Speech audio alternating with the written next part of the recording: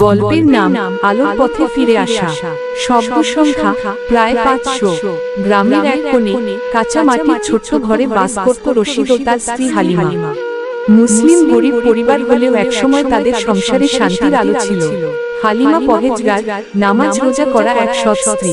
কিন্তু রশিদ কিছুদিন ধরে নেশার জগতে হারিয়ে গিয়ে প্রতিদিন দুবেলা মদ খেয়ে এসে হালিমার উপর চড়াও হতো, কখনো গালাগাল, কখনো মারধর। সারাদিন হালিমা পরের বাড়ি কাজ করে যা পায় তা দিয়ে চাল ডাল কিনে সংসার চালাত। কিন্তু রশিদ সেই সামান্য টাকা ছিনিয়ে নিয়ে নেশার জন্য উড়িয়ে দিত। প্রতিবেশীরা জানত, কিন্তু ভয়ে কেউ কিছু বলতো না।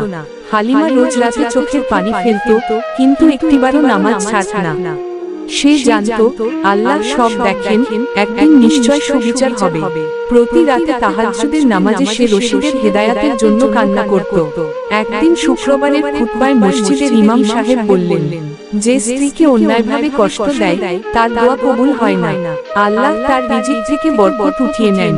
আর নেশা ইসলামে হারাম, যে ব্যক্তি নেশা করে সে যেন কাবা শরীফ ভেঙে ফেলার চেয়েও বড় গুনাহ করে। রশিদ সেদিন মসজিদে গিয়ে কথাগুলো শুনল। প্রথমে পাত্তা না দিলেও রাতে হালিমার কাঁদতে কাঁদতে দোয়া করার শব্দ শুনে তার মন কেঁপে উঠল। দরজার ফাঁক দিয়ে দেখল হালিমা সিজদায় পড়ে কাঁদছে, হে আল্লাহ, আমার স্বামীর হৃদয় নরম করে দাও, তাকে হেদায়াত দাও। আমি তাকে ছেড়ে যেতে চাই না, তাকে তোমার রাস্তায় ফেরাও। রশিদের বুক ফেটে কান্না এল। এত বছর ধরে যে নারী তাকে সহ্য করেছে, তার জন্য দোয়া করছে, সে তো সত্যিই অনন্য। সেই রাতে সে নেশার বোতল ভেঙে ফেলে। সকালে হালিমার পায়ে ধরে ক্ষমা চাইল, আমি আর নেশা করব না, তাওবা করেছি, দোয়া করো আমি যেন আল্লাহর পথে ফিরতে পারি। হালিমার চোখে জল, কিন্তু সে বলল, আল্লাহ তোমার তাওবা কবুল করুন, আমরা একসঙ্গে নতুন করে শুরু করব।